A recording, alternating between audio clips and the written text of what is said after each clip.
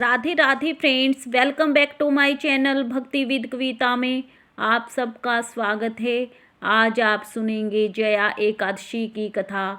धर्मराज युधिष्ठिर बोले, हे भगवान, आपने माघ मास के कृष्ण पक्ष की षटतिला एकादशी का अत्यधिक सुंदर वर्णन किया है। अब कृपा कर कर माघ मास के शुक्ल पक्ष की एकादशी की कथा का वर्णन कीजिए। इस एकादशी का नाम और इसके व्रत की क्या विधि है और इसका देवता कौन है। श्री कृष्ण भगवान बोले, हे राजन, माघ माह की शुक्ल पक्ष की एकादशी का नाम जया है। इस एकादशी के व्रत से मनुष्य भ्रम हत्या पाप से मुक्त हो जाता है और अंत में उनको स्वर्ग प्राप्त होता है।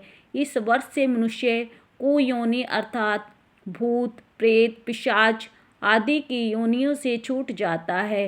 अतः इस एकादशी के व्रत को विधि पूर्वक करना चाहिए। हे राजन, मैं एक पुरानी कथा सुनाता हूँ। एक समय इंद्र नागलोक में अपनी इच्छा अनुसार अप्सराओं के साथ रमण कर रहे थे। गंधर्व गान कर रही थी। वहाँ गंधर्वों के प्रसिद्ध पुष्पवंत, उसकी लड़की तथा चित्रसेन की स्त्री मलिन, ये सब भी थे। इस जगह मलिन का लड़का पुष्पवान तथा उसका लड़का माल्यवान भी था। उस समय पुष्पवती नाम एक गंधर्व स्त्री माल्यवान को देखकर मोहित हो गई और कामवान से चलायमान होने लगी। उसने रूप सौंदर्य हाव भाव आदि द्वारा माल्यवान को वश में कर लिया। पुष्पवती के सौंदर्य को देखकर माल्यवान भी मोहित हो गया। अतः यह दोनों कामदेव के वश में हो गए। परंतु फिर भी इंद्र के बुलाने पर इन्हें नाच गाने के लिए जाना पड़ा। अप्सराओं के साथ इन्होंने गाना शुरू किया, परंतु कामदेव के प्रभाव से इनका मन ना लगा और वे अशुद्ध गाना गाने लगे। उनकी भाव को देखकर इंद्र ने उनके प्रेम को समझ लिया और इसे अपना अपमान समझा और इन्हें श्राप दे दिया कि तुम स्त्री पुरुष के रूप में मृत्युलोक में जाकर पिशाच का रूप धारण करो और अपने कर्मों का फल भोगो।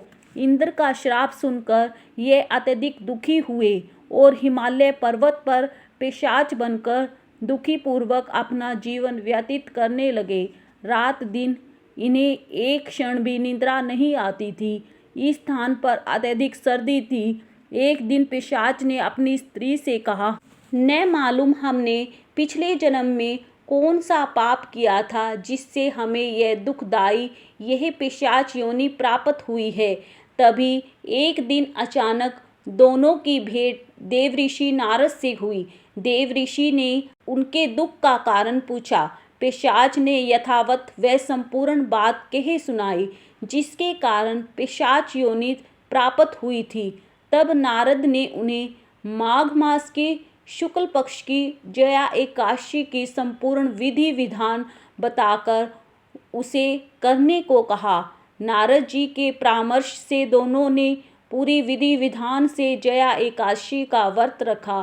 पूरी रात भगवान नारायण का सुमिरन करते हुए रात जागते हुए बिताई। दूसरे दिन प्रातःकाल होते ही भगवान विष्णु की कृपा से उनकी पिशाच देह छूट गई और दोनों फिर से पूर्व शरीर को प्राप्त होकर इंद्र लोक में पहुंच गए। वहां जाकर दोनों ने इंद्र को प्रणाम किया तो इंद्र ने उन्हें पूर्व रूप में देखकर हैरान हो गए और पूछा कि तुमने अपनी पिशाच देह से किस प्रकार छुटकारा पाया।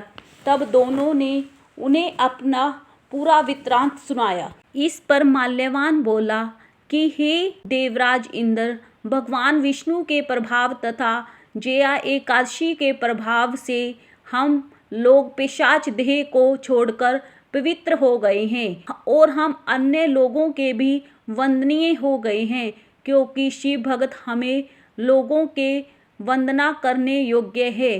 अतः आपको धन्यवाद करते हैं। धन्य हो आप। ऐसा जानकर इंद्र ने कहा, अब तुम पुष्पवती के साथ जाकर विहार करो। हे युधिष्ठिर, इस जया एकादशी के व्रत करने से समस्त कुयोनियां छूट जाती हैं।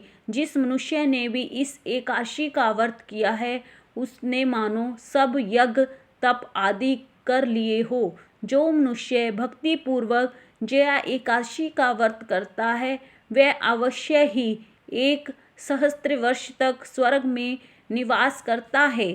संगीत एक साधना है, एक विद्या है जिसमें पवित्रता आवश्यक है।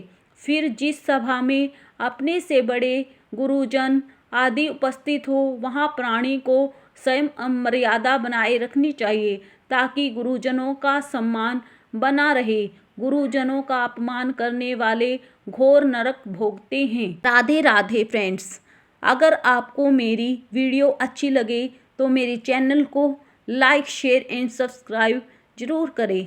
धन्यवाद।